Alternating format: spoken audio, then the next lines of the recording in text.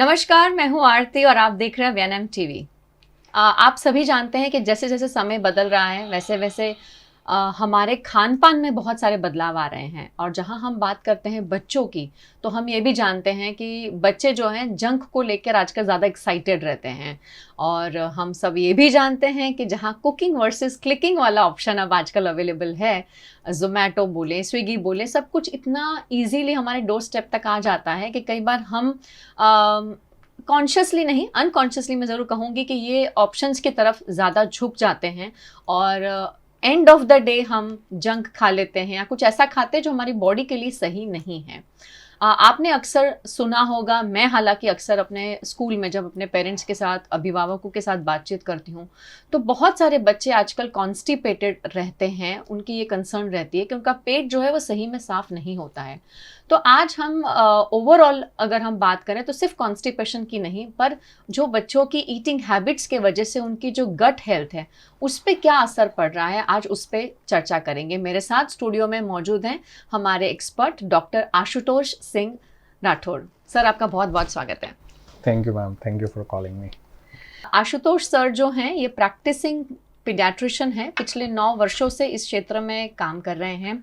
Sir जो हैं ये एसोसिएटेड हैं सुमनदीप विद्यापीठ के साथ, वहाँ पर एज अ प्रोफेसर उनकी भूमिका निभा रहे हैं in the department of paediatrics.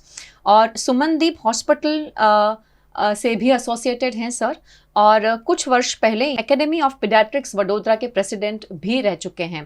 आज हम बहुत ही इंपॉर्टेंट टॉपिक पे बात कर रहे हैं। आई एम श्योर आपको जब पेशेंट्स मिलते हैं या पेरेंट्स मिलते हैं तो गट हेल्थ के ऊपर बहुत बातचीत होती है, लेकिन गट हेल्थ एक्चुअली क्या है? गट यानी कि हमारा पाचन तंत्र की अगर हम बात करें, जिसको हम गैस्ट्रोइंटेस्टाइनल सिस्टम बोलते हैं जी, उसको हम शॉर्ट फॉर्म में गट बोलते हैं जी। एंड ये जो सिस्टम है, अगर हम एनाटॉमिकल देखें तो हमारे माउथ से लेकर स्टमक हो गया, इंटेस्टाइन्स हो गए और एनस तक होता है एनाटॉमिकली जी। साथ में लीवर, पैनक्रियाज और दूसरी जो आजू बाजू की जो ग्रंथियां होती हैं वो भी इसी के अंदर एनाटॉमिकली एसोसिएटेड होती है। एक जो चीज़ है जो लोगों को नहीं पता है जो इससे एसोसिएटेड होती है, वो है माइक्रोबायोटा जी।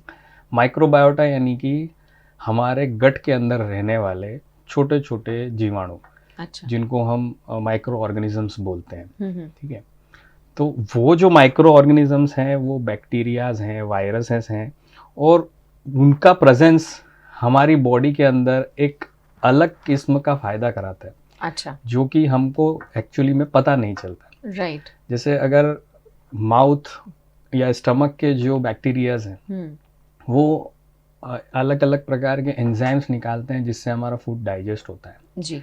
इंटेस्टाइन में ऐसे बहुत सारे बैक्टीरियाज हैं जो अब्जॉर्प्शन में मदद करते हैं। लार्ज इंटेस्टाइन के अंदर ऐसे बैक्टीरियाज हैं जो ऐसी चीज़ें बनाते हैं जिनसे हमको फ़ायदा होता है, right. जैसे कि हम विटामिन के बनाते हैं, right. ऐसे बहुत सारे ग्रोथ फैक्टर्स बनाते हैं जिससे अच्छे बैक्टीरिया ग्रो करते हैं और पैथोजेंस जो हैं, खराब बैक्टीरिया है, वो बॉडी के अंदर आ नहीं पाते। राइट। तो ये जो चीज़ है ये हमारे अंदर बॉडी के अंदर एकदम एसिमिलेटेड है, जिसके बारे में हमको एक्चुअली में पता नहीं है बिल्कुल। तो ये हमारी इम्यूनिटी के अंदर भी रोल कर रहे हैं, अब्जॉर्प्शन में भी रोल कर रहे हैं, और इनडायरेक्टली हमको डाइजेशन भी करवा कर दे रहे हैं। तो इन सभी को मिलाकर एक्चुअली में गट बोलते हैं, और इनकी ही हेल्थ के बारे में डिस्कस करने को हम गट हेल्थ बोल सकते हैं। बहुत अच्छे से सर ने एक्सप्लेन किया, और जहाँ कि आपने बिल्कुल सही बताया सर कि शायद बहुत सारे लोग को नहीं पता है कि गुड बैक्टीरिया और बैड बैक्टीरियाज भी होते हैं। और कई बार गुड बैक्टीरियाज इसीलिए गुड कहा जाता है क्योंकि ये बैड बैक्टीरियाज को आपकी बॉडी में आने नहीं देते हैं। सर, जब हम गट हेल्थ की बात करते हैं तो एज अ लेमैन अभी भी बहुत सारे लोग ऐसे हैं, स्पेशली पेरेंट कम्युनिटी में, जिन्हें नहीं पता है कि एग्जैक्टली अच्छी गट हेल्थ के लिए हमें क्या करना चाहिए। तो क्यों ज़रूरी लगता है आपको कि पेरेंट जो है उनसे पता होना चाहिए कि अच्छा गट जो है वो बच्चे की ओवरऑल डेवलपमेंट में, ओवरऑल ग्रोथ में हेल्पफुल है? तो क्यों उन्हें इस चीज़ के बारे में इंफॉर्मेशन होनी चाहिए? जी मैडम, बड़ा अच्छा सवाल है। इसका इम्पोर्टेंस क्यों है जी, वो समझने के लिए हमको पहले ये समझना पड़ेगा कि ये जो माइक्रोबायोटा जो हमारे अंदर बॉडी के अंदर है वो एक्चुअली में कर क्या रहा है और वो क्यों इम्पोर्टेंट है जी। अगर मैंने जैसा कि बताया एनाटॉमी के अलावा माइक्रोबायोटा जो है उसका एक भी हेल्थ इंपॉर्टेंट होता है। पर एक बहुत बढ़िया फैक्ट बताता हूँ कि अगर आप उनकी संख्या गिनेंगे कि अगर आपके गट के अंदर कितने बैक्टीरियाज हैं, तो इट कम्स अराउंड 100 ट्रिलियंस।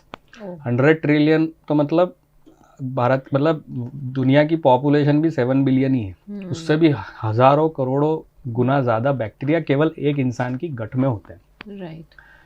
और अगर आप उसको साइंटिफिकली इस तरीके से देखें कि डीएनए का डाइवर्सिटी कितना है, यानी कि कितने प्रकार का डीएनए आपकी गट के अंदर है, तो आप देखेंगे कि 99% डीएनए आपकी बॉडी में फॉरेन डीएनए है, यानी आपका डीएनए है ही नहीं। तो आप देखेंगे कि जो पूरा गट है आपका, यानी पूरा जो जीआई सिस्टम है, वो तो माइक्रो ऑर्गेनिज्म ही चला रहे हैं, आपका तो उसके अंदर 1% ही है। राइट। तो सोचिए उनका प्रेजेंस कितना इम्पोर्टेंट होता होगा करेक्ट इस इवोल्यूशन के दौरान। तो अगर आप उनका ध्यान रखेंगे तो वो आपका ध्यान रखेंगे, आपके स्वास्थ्य का ध्यान रखेंगे और आपके लिए लड़ेंगे। तो इसीलिए ये गट हेल्थ का एक इम्पोर्टेंस है जो हर अभिभावक को पता होना चाहिए। दूसरी बात यह है कि आप कुछ भी खाएंगे तो वो डायरेक्टली जीआई सिस्टम के अंदर एंटर हो रहा है, और कोई भी फॉरेन चीज़ हम डायरेक्टली मुंह के अंदर ही डालते हैं जी। तो जीआई सिस्टम जो है, हमारा जो गट सिस्टम है, वो कंटिन्यूसली फॉरेन चीज़ों से बोम्बार्डेड होता ही रहता है। इसलिए हमारा 70% जो इम्यून सिस्टम है वो गट के अराउंड ही रहता है, ताकि कोई भी ऐसी चीज़ अंदर ना घुस जाए जो हमारे शरीर को नुकसान करेगी। तो हमारे जो गट का जो इम्यूनिटी का जो लेवल है वो भी मेंटेन करना बहुत इम्पोर्टेंट है, ताकि हमारे पास पर्याप्त अमाउंट में WBCs, मैक्रोफेजेस, इम्यूनोग्लोबुलिन्स, एंटीबॉडीज वो सब वहाँ पर रहें, ताकि किसी भी खराब ऑर्गेनिज्म को अंदर एंट्री ना मिल पाए। तो ये जीआई सिस्टम अगर आपका अच्छा रहेगा तो आपका अब्जॉर्प्शन अच्छा रहेगा, आपका डाइजेशन अच्छा रहेगा, इम्यूनिटी अच्छी रहेगी। और अगर आप बच्चे का ये जीआई सिस्टम अच्छा रख पाएंगे तो देखिए आपके बच्चे के अंदर ग्रोथ के अंदर कितना फर्क पड़ता है। राइट। यानी हम अगर ऐसा कहें कि जो बच्चे बार बार बीमार पड़ते हैं, जिनके इम्यूनिटी लेवल्स बहुत कम हैं, तो शायद उनकी गट हेल्थ भी अच्छी ना हो, ऐसा पॉसिबिलिटी है? जी बिल्कुल हो सकता है, देयर इज अ पॉसिबिलिटी कि उनके गट के अंदर प्रॉब्लम हो। राइट। सर बहुत ही सही आपने बताया। आई थिंक शायद वो हमें किसी को ये नहीं पता है कि 70% जो है अपना काम, जो गट है वो इतना इम्पोर्टेंट रोल प्ले करता है कि किसी भी गलत चीज़ को जो हम मुंह में सोचे बिना डाल देते हैं और जो हमें सिर्फ टेस्ट बर्ड्स जो है हमारे वो अट्रैक्ट करती चीज़ें और हम उसे खाते हैं, पर सोचते नहीं है कि नीचे तक जाएगा तो इसमें से अच्छा क्या है हमारे बॉडी के लिए, क्या न्यूट्रिशियस है क्या नहीं है। शायद वो सोचे समझे बिना जो चीज़ें होती हैं उससे कहीं ना कहीं गट हेल्थ खराब होने के चांसेस हैं। और सर ने जैसे बताया कि 70% जो है वो अपना ट्राई कर रहा है कि कोई भी चीज़ वहाँ तक नुकसान वाली ना पहुँचे और आपकी गट जो है वो ठीक रहे। लेकिन आई थिंक ये भी शरीर का एक अंग है, तो कब तक वो हमें सपोर्ट करेगा, हमें भी कहीं ना कहीं उसे सपोर्ट करना बहुत ज़्यादा ज़रूरी है।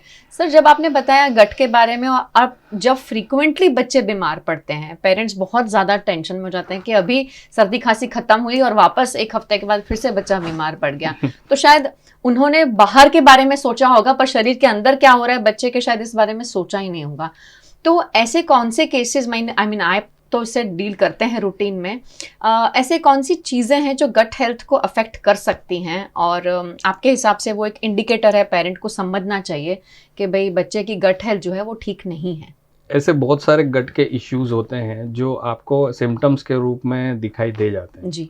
जैसे अगर किसी बच्चे का डाइजेशन ठीक नहीं है तो उसको गैस हो सकती है, डायरिया हो सकता है, कॉन्स्टिपेशन हो सकता है, खट्टी डकारें आती हैं किसी किसी बच्चे को, फिर मुंह में से स्मेल आती है, फाउल स्मेल किसी को बच्चे को आती है जी। भूख नहीं लगती, पुअर एपेटाइट अपने आप में, वजन नहीं बढ़ता है, जिसकी वजह से कई बार नींद भी पूरी नहीं हो पाती है। तो नींद ना होना भी कभी कभी किसी के पेट की खराबी का कारण बन जाता है। फिर अगर अब्जॉर्प्शन में कहीं तकलीफ है, जी, जो भी हम न्यूट्रिएंट्स खा रहे हैं वो इंटेस्टाइन में जाके अल्टीमेटली अब्जॉर्ब हो जाते हैं जी। तो वो उनको अब्जॉर्ब करने में कहीं तकलीफ है, तो डेफिशिएंसीज भी हो सकती हैं, आयरन डेफिशिएंसी, B12 डेफिशिएंसी, अलग अलग फॉलिक एसिड, मल्टीविटामिन डेफिशिएंसीज, जो अलग किस्म के सिम्टम्स लेकर के आ सकें। किसी को पता भी नहीं होगा कि प्रॉब्लम अल्टीमेटली वो गट में थी जी, ठीक है। फिर अगर किसी का गट इम्यूनिटी बराबर नहीं है तो that particular child can get recurrent diarrhoeas, cholera, typhoid and hepatitis A, जो कि बारिश के सीज़न में ये सब organism food borne, water borne होते हैं। आदमी, बच्चे लोग, सभी लोग बाहर खाना खाते हैं, तो कहीं ना कहीं अगर आपका इम्यूनिटी ठीक नहीं है तो you are prone to get such kind of infections in the body. तो ये तो मतलब आप समझ भी सकते हैं मैं जो समझा रहा हूँ। कभी कुछ ऐसे भी मतलब इश्यूज़ हैं जो गट रिलेटेड हैं, जो आपको सुनकर ताज्जुब होगा कि कोई बच्चा अगर कहीं कॉन्सेंट्रेट नहीं कर पा रहा है, कोई बच्चा अगर बहुत ज़्यादा हाइपर एक्टिव है, जैसा ADHD के बच्चों में होता है, कोई बच्चा जिसमें अर्ली ऑटिस्टिक फीचर्स है, वो भी गट प्रॉब्लम की वजह से और माइक्रोबायोटा की प्रॉब्लम से हो सकते हैं। वन ऑफ द फैक्टर जो रिसर्च में पाया गया है वो इसके साथ भी रिलेटेड है। तो अगर आप कभी किसी ऑटिस्टिक बच्चे से मिलेंगे या उसका ट्रीटमेंट प्लान देखेंगे तो आप देखेंगे उसके अंदर बहुत सारे प्रोबायोटिक्स चलते होते हैं। तो imagine the importance of microbiota. There is something known as gut brain axis जी, ठीक है। आपने ऐसे कई लोगों को देखा होगा जो डिप्रेस हैं, आज मूड नहीं है, तो मतलब दे आर साउंडिंग डल, उस दिन उनको भूख नहीं लगती है, उनको खाने पीने में इंटरेस्ट नहीं, और अगर वो लॉन्ग टर्म रहते तो शायद उनको कॉन्स्टिपेशन भी रहने लग जाए, वेट लॉस भी होने लग जाए। तो ऐसा क्यों? ऐसा इसलिए क्योंकि गट और ब्रेन न्यूरोट्रांसमीटर के थ्रू एक दूसरे से कनेक्टेड है। अगर आपका ब्रेन खुश है तो आप खुशी खुशी बहुत खाएंगे। आपको मतलब आप वो एक अलग प्रकार के न्यूरोट्रांसमीटर वहां भेजेगा और बोलेगा कि ना यू कैन डाइजेस्ट। और अगर आप अच्छा खाना खा रहे हैं तो आपके ब्रेन को भी खुशी मिलती है। तो ये गट ब्रेन एक्सिस आपस में पूरी तरीके से रिलेटेड है जी। तो अगर किसी का पेट खराब है, माइक्रोबायोटा खराब है, तो ये कुछ ना कुछ नेगेटिव इम्पैक्ट ब्रेन के ऊपर भी पहुंचाते हैं, जिससे कई बार बिहेवियरल इश्यूज जो हैं वो भी one of the additional cause. I am not telling कि ये डायरेक्टली अफेक्ट करता है, पर one of the many factors के अंदर ये गट का फैक्टर भी उसके साथ आता है। और शायद ये हमने कभी सोचा ही नहीं है।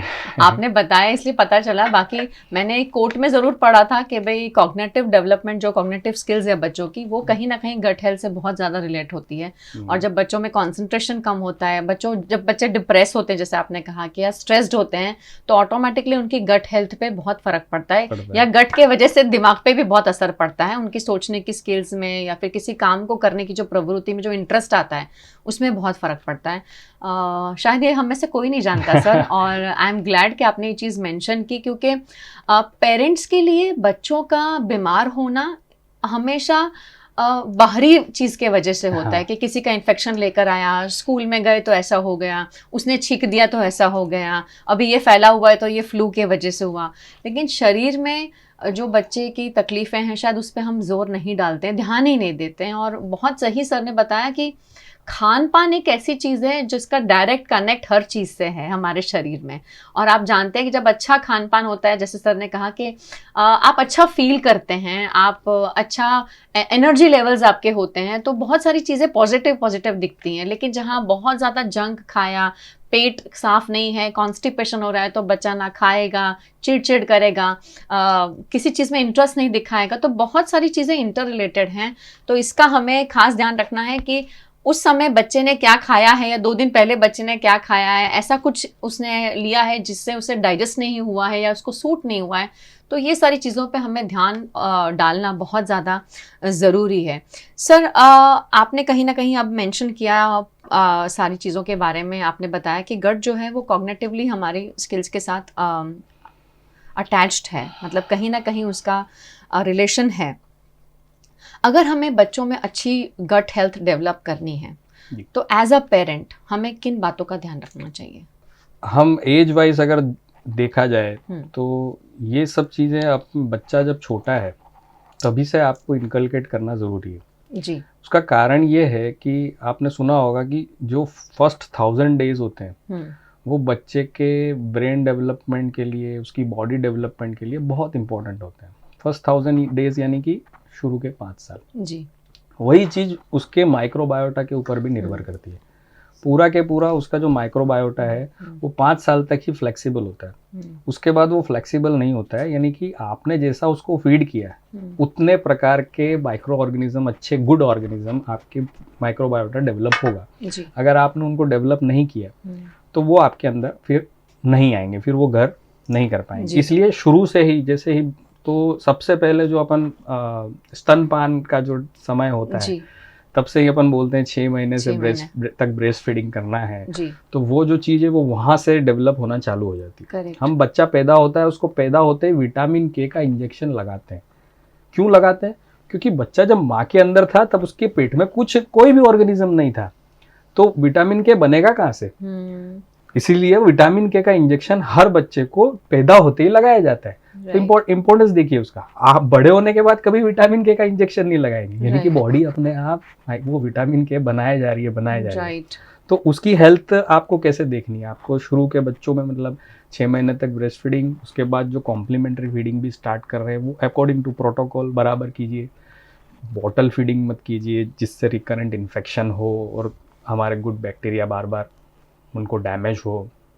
प्री लैक्टियल फीड्स बहुत सारे चलते हैं मैडम, बाबोलिन, क्राइप वाटर, बालसाठी, ये सब मतलब कमर्शियल प्रोडक्ट्स हैं जो केवल नुकसान करते हैं, उनसे कोई एक्चुअली में फ़ायदा होता नहीं। तो ये सब चीज़ें अवॉइड करना है। और जब खिलाने का टाइम आए तो मैडम क्या है कि हमारा जो बैलेंस डाइट है उसके अंदर मेनली 5 फूड ग्रुप्स होते हैं। एक सीरियल्स हुए, पल्सेस हुए, फ्रूट्स, वेजिटेबल, डेयरी प्रोडक्ट, और अगर आप मीट खाते हैं तो वो मीट प्रोडक्ट। अगर हम केवल इन 5 को लें तो इनमें से रोज हर बच्चे को 3 प्रोडक्ट तो जाने ही चाहिए। तो ये इसको बैलेंस डाइट बोलते हैं। तो जब आप इंट्रोड्यूस कर रहे हैं you try to mix all those things. फिर ऐसे फूड इंट्रोड्यूस कीजिए जो हमारे माइक्रोबायोटिक का खाना है, जिनको हम बोलते हैं प्रीबायोटिक खाना। यानी कि अगर आप बनाना दे रहे हैं बच्चे को, एप्पल खिला रहे हैं, स्वीट पोटैटो खिला रहे हैं, ये सब चीज़ें क्या है, ये प्रीबायोटिक का काम करती हैं जो हमारे माइक्रोबायोटा को पसंद है, तो जिससे उनकी ग्रोथ अच्छी होती है जी। कुछ खाना ऐसा होता है जिनके अंदर ही गुड बैक्टीरिया होते हैं, जैसे दही। दही के अंदर लैक्टोबैसिलस होता है जी। छाछ के अंदर, श्रीखंड के अंदर, तो उनको बोलते हैं हम प्रोबायोटिक। तो उन प्रोबायोटिक चीज़ों का सेवन कीजिए ताकि आपका माइक्रोबायोटा और फ्लरिश करेगा। फिर फर्मेंटेड जो आइटम्स हैं उनको स्पेसिफिकली खिलाया जाता है। जैसे हम अचार बोलेंगे कि यार अचार का क्यों ये बंदा बोल रहा है, पर अचार एक हमारे पुराने जमाने से चल रहा है। उसका पीछे लॉजिक ये है कि वो एक फर्मेंटेड आइटम में आता है। उसके अलावा इडली, डोसा और वो सब तो है ही, तो वो एक अच्छी चीज़ है। और एक बहुत इंपॉर्टेंट चीज़ जो हमारे डाइट में मिसिंग है वो है फाइबर वाले फूड। फाइबर, अब आप नॉर्मली किसी को पता नहीं चलेगा कि फाइबर किस में मिलेगा, कैसे मिलेगा। तो उसका एक बहुत ही आसान तरीका है पता करने का कि जनरली वो फ्रूट्स के अंदर और होल ग्रेन्स के अंदर होता है। और फ्रूट्स भी ऐसे फ्रूट जिनको आप ऐसे मुंह में ऐसे दबा के चबाएंगे तो आवाज आएगी जी। जैसे कि अगर आप चीकू खा रहे हैं तो आवाज नहीं आएगी राइट। पर अगर आपने एप्पल, नाशपाती खाया तो कचर करके आवाज आएगी, यानी कि उसके अंदर फाइबर्स है राइट। तो किसी को भी पता चलेगा कि ये फाइबर वाला फूड। प्लस फ्रूट्स को छिलके के साथ खाना चाहिए। छिलका निकाल के खाने में उसके फाइबर कम पहुंचते हैं राइट। तो अगर आप चीकू खा रहे हैं तो एनकरेज कीजिए कि वो छिलके के साथ वो खाया जाए ताकि वो अभी फाइबर हमारी बॉडी में क्या करता है, जब फाइबर बॉडी के अंदर, पहली बात तो अगर आपने फाइबर पेट में गया तो एक सेंस ऑफ फुलनेस आएगी आपको, आप कभी भी ओवर ईट नहीं करोगे राइट। दूसरी बात, उससे आपका स्टूल फॉर्मेशन अच्छा होगा, आपको कभी भी कॉन्स्टिपेशन की शिकायत नहीं रहेगी। और जो छोटे छोटे माइक्रो फाइबर्स जब बॉडी के अंदर जाते हैं वो कोलेस्ट्रॉल को कंट्रोल करते हैं। तो फाइबर के तो बहुत फायदे हैं। तो आपको अपनी डाइट के अंदर फाइबर, बच्चों की डाइट के अंदर फाइबर को इंक्लूड करना बहुत बहुत ज़रूरी है। और क्या नहीं देना है वो तो सबको पता है, वो तो जग जाहिर है कि जंक फूड नहीं देना, आर्टिफिशियल स्वीटनर, आप हो गए जूस हो गए डब्बे वाले पड़ी के, और वो सब जो है वो ultimately this all things actually destroy the gut health, because उसके लिए हमारी गट बनी नहीं है। राइट सर, मैं आपको यहाँ एक बात ज़रूर पूछना चाहूँगी, सॉरी टू इंटरप्ट, लेकिन कुछ बच्चे जो हैं फॉर एग्जांपल एक ही तरह का खाना खाते हैं, हाँ रोज़। जी, मतलब मैं देखती हूँ कई पेरेंट्स कहते हैं कि मेरा बच्चा सब्जी नहीं खाता है, वो रोज़ सिर्फ रोटी और गुड़ खाता है जी। रोज़ रोटी गुड़ खाता है और कोई और चीज़ मुंह में डालने को तैयार ही नहीं है। तो ऐसे में गट हेल्थ का क्या? देखिए मैडम, वो एक अलग टॉपिक है जिसको हम पिकी ईटर बोलते हैं। वो एक बहुत, इस पे बहुत लंबा मतलब डिस्कशन मिल सकता है, कोई बात नहीं, हम उससे बाद में डिटेल में बात करेंगे। लेकिन पर देयर आर सम टिप्स, जैसे कि अगर कोई बच्चा, मैं आपको इसको शॉर्ट में समझाने की कोशिश करूं कि अगर कोई बच्चा है, जैसे हालांकि हर माँ इसी बात से परेशान है कि मेरा बच्चा ये नहीं खाता, वो नहीं खाता जी, कुछ स्पेसिफिकली पिकी ईटर है, वो खाता नहीं है, क्या आप कर सकते हो उसको नई चीजें खिलाने के लिए? तो what I have experienced and with so many mothers I have interacted with, when they start involving the child in food making, तो उससे फर्क पड़ता है जी। कि चलो भाई आज तुम फ्रूट में कट कर रही हो, तुम इसके अंदर कुछ नमक डालो, या कुछ भी आटा गूंद रहे हैं तो थोड़ा सा आटा उसको दे दिया, फिर मतलब जो भी आप, या फिर जैसे अगर आप सलाद की प्लेट बना रहे हैं तो उसमें उसको बोलिए आप इन्वॉल्व। तो ये सब चीजें उनको इंटरेस्टिंग लगती है। प्लस प्रॉब्लम मैडम क्या है, प्रॉब्लम ये है कि salt and sugar are the new cocaine of the society. इसका कहने का मतलब ये है कि जैसे मान लीजिए अगर किसी इंसान को एक हाई प्लेजर सेंसेशन पता लग गया है, जैसे अगर मैं कोई किसी ड्रग एडिक्ट की बात करूं, तो ड्रग एडिक्ट ने ड्रग्स ले लेके एक यूफोरिया का स्टेट लेवल अचीव कर लिया है, जो एक हाई प्लेजर का स्टेट है। उसको वो जो प्लेजर स्टेट ही प्लेजर स्टेट लगता है। तो जो नॉर्मल प्लेजर जो होता है, यानी कि किसी से मिलकर, किसी से बात करके, अच्छा टाइम बिता के, एक छुट्टी बिता के, अच्छा खाना खा के जो प्लेजर है, वो उसको प्लेजर नहीं लगेगा, क्योंकि प्लेजर हमेशा रिलेटिव होता है जी। कि किसी को ज्यादा प्लेजर मिल चुका है तो वो नॉर्मल प्लेजर को भी कम प्लेजर से, वही चीज फूड के अंदर है मैडम। सॉल्ट एंड शुगर जब आपने बच्चे को बहुत ज़्यादा अमाउंट के अंदर इंट्रोड्यूस कर दी, जो कि जंक्स के अंदर मेन कंपोनेंट में होता है जी, आपने उसको अच्छे से फ्रेंच फ्राई और वो सब खिला दिया, तो अब उसको पता चल गया कि this is how food pleasure is, right. तो उसको जो नॉर्मल घर का जो रोटी सब्जी वाला खाना है वो प्लेजरेबल नहीं लगने वाला है। तो प्रॉब्लम वहाँ है, प्रॉब्लम यहाँ नहीं है कि, और ऐसा नहीं है कि मैडम सारे बच्चे ऐसे होते हैं जिनके घर के अंदर ये डिसिप्लिन मेंटेन रहता है कि नहीं भाई बाहर का हम भी नहीं खाएंगे, तुम भी मत खाओ, करेक्ट, ठीक है। ऐसा होता है कि पेरेंट्स खुद खा रहे हैं, बच्चे को मना कर रहे हैं, पर ultimately you also know that children learn by action, they follow their parents. अगर आप फॉलो नहीं करेंगे तो वो कैसे फॉलो करेंगे? बिल्कुल सही बात बताई सर ने।